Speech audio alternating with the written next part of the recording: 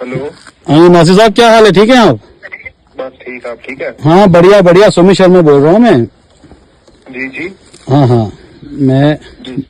बोल रहा हूँ। मैं यहाँ सरथल आए थे हम यहाँ पे, तो यहाँ पे रोड का देख रहे हैं बहुत टूटा वगैरह पड़ा हुआ है। इसका क्या अभी तक कुछ हुआ नहीं है और लोग बड़े परेशान है, यहाँ यात्रु परेशान है। कौन सा वाला? ऊपर वाला? हाँ ऊपर वाला जो रोड है ये सारा का सारा यहाँ तक, यहाँ यात्रु बड़े परेशान है। अभी कहीं 2-4 बच्चे भी कहीं गिर गए थे, यहाँ पे यात्री आए थे।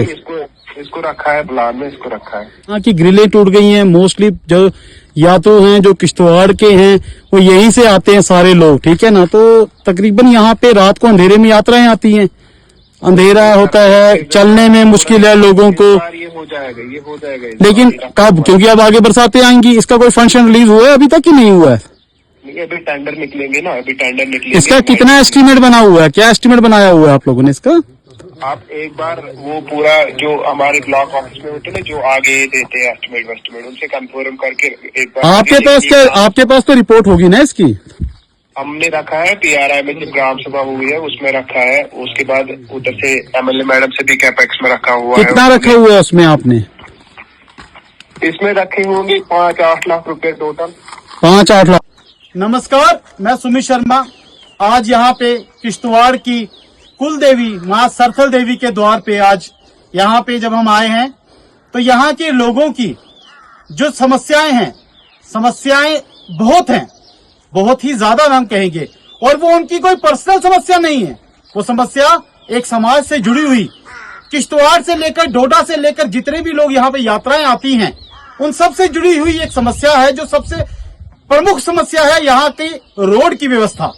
जो यहाँ पे रोड हमने अभी आपने देखा होगा, जो बताया, उस रोड में आपने देखा किस तरह से ना कोई टाइल है, ना कोई चलने की स्थिति है। यहाँ पे कई लोग, बच्चे आते हैं रात को अंधेरे में, यात्राएं यहाँ पे आती हैं और बच्चे गिरते हैं, कईयों को लगती है, कई लोग यहाँ पे गिरते हैं। आप देख सकते हैं यहाँ पे, यहाँ ये टूटा हुआ, नीचे इतनी बड़ी खाई है, यहाँ से कई बार बच्चे नीचे रिस्क हो जाता है, कोई बुजुर्ग आदमी आता है।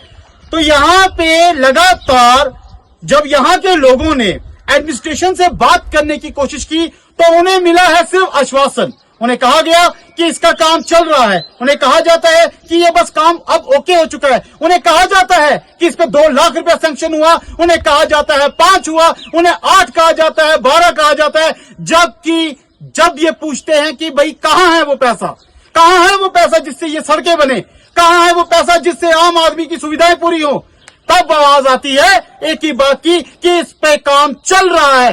कई साल हो गए, ये आज ही नहीं रात को टूटा, ये आज रात को रोड नहीं टूटा है जिसकी वजह से सुबह उठ के लोगों ने प्रोटेस्ट किया। ये कई सालों का मुद्दा है, जहां पे कई यात्राएं लोग आ रहे हैं, कई किश्तवाड़ के लोग आते हैं, जो लोग इस चीज को देख के अनदेखा करते हैं। ये सवाल उनके ऊपर भी है, ये किश्तवाड़ के लोगों पे भी है जो यहाँ पे आते हैं। आप क्यों नहीं एडमिनिस्ट्रेशन से बात करते हैं कि देखिए वहां की रोड की हालत। ये कुल देवी या 18 भुजा माँ जिसने पूरे किश्तवाड़ को संभाल के रखा है, और उसके रोड को, उसकी इस व्यवस्था को किसी ने नहीं संभाला। यहाँ पे लाइटिंग होनी चाहिए थी, यहाँ पे रोड व्यवस्था होनी चाहिए। ये सब चीजों को, ये एक पहलू है, ऐसे कई पहलू हैं। मैं चाहूंगा कि ये लोग अपनी जुबानी कुछ पहलू आपसे बताएं ताकि आपको इनकी बातों पे यकीन होगा।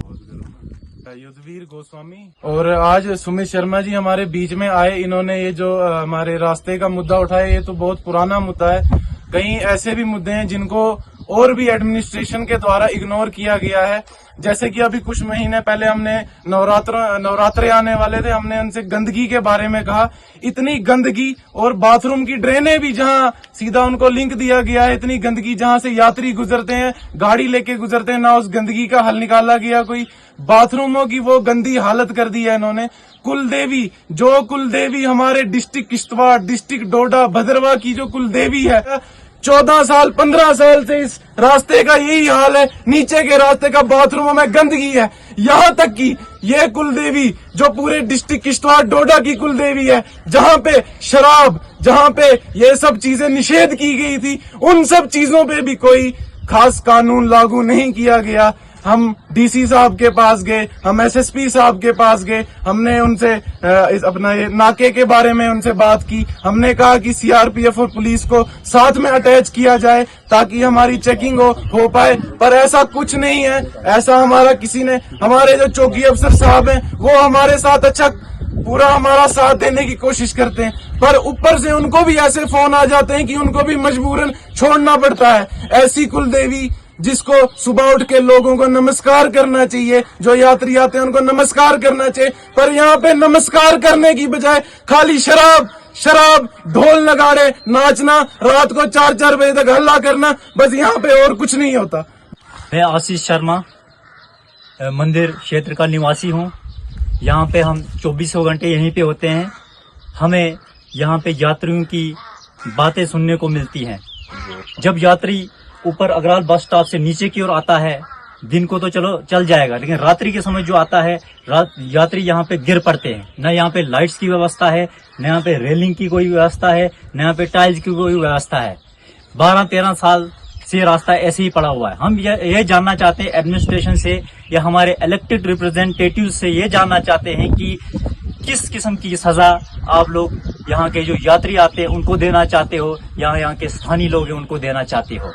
मैंने 3-4 साल से मैं सोशल मीडिया में भी डाल रहा हूँ, पेपर में भी डाल रहा हूँ, टच से मस नहीं हो रहा। कोई एमएलए मैम से भी बात हुई थी, उनको मैंने रेजोल्यूशन दिया था, उन्होंने बोला हो जाएगा, लेकिन जब हमने ब्लॉक डिपार्टमेंट से कांटेक्ट किया वो हमें वहां से बोलने लगे यहाँ जी 2 लाख का काम है, 3 लाख का काम है। तो हम एमएलए मैम से रिक्वेस्ट करते हैं कि 2 या 3 लाख से ये काम होने वाला नहीं है।